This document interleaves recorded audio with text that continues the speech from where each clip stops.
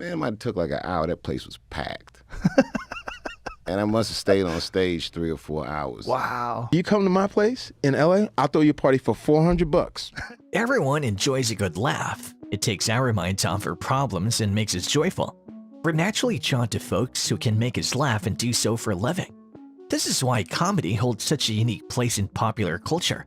However, we don't get a whole picture of who the comedians are behind the scenes. This is why the Joe Rogan Experience is so intriguing.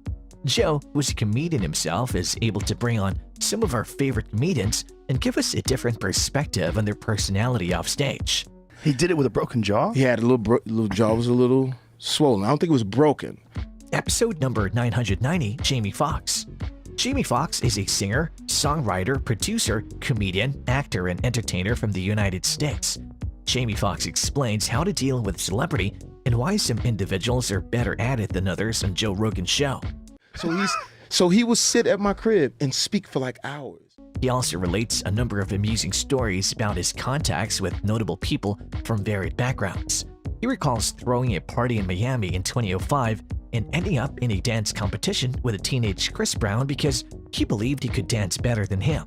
Jamie Foxx was certain he could win until Chris Brown performed a backflip over the audience. He also relates a story about how he learned about memes. His daughter showed him a photo of Rihanna that had been edited to look like her outfit was a pizza, and he mistook it for the actual thing.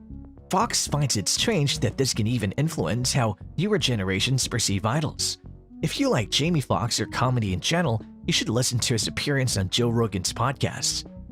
Episode number 1647, Dave Chappelle.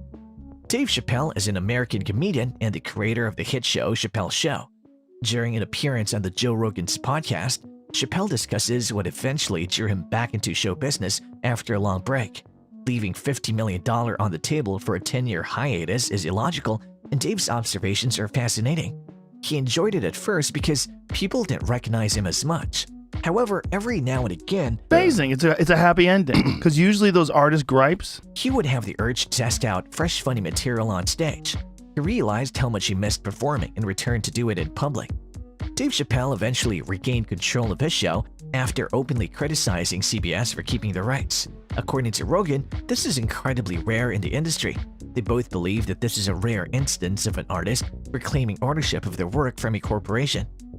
If you're interested in the behind-the-scenes of comedy, Dave Chappelle's visit to the Joe Rogan Experience is for you. Episode 1161, Gerald Carmichael. Gerald Carmichael is a stand-up comedian, actor, and writer from the United States.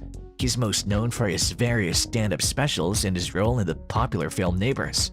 Carmichael and Rogan discuss the long-running tradition of comedians doing late-night television sets on Joe Rogan's podcast. Carmichael considers the practice to be out of date and, in fact, disrespectful in the way it's presented on some major television shows. Carmichael recounts how the late-night show's host is frequently not even present to meet the comedian. They book 10 comedians at a time and have them all perform their routines before the host films the intro separately.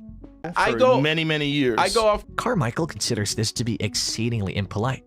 Both Carmichael and Rogan believe that the show's habit of giving comedians notes on what to say or how to say it is also insulting.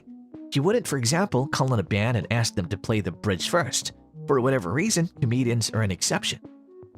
Episode number 1490, Jimmy Oyang. Jimmy Oyang is a Hong Kong-born American actor and comedian. Both Jimmy and Joe agree that many performers like the seediness of the comedy scene and the company of questionable personalities. Jimmy, on the other hand, believes that if it came down to it, he would be unable to protect himself, whereas Jay could. Jimmy and Joe also discuss how humor is all about speaking opinions that others share. Every comic has their own point of view and voice, which adds to the beauty of humor. There is no right or wrong way to do it.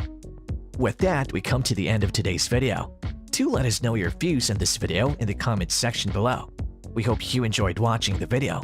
If you did, then do leave a like, subscribe, and share it with your friends. See you in the next one.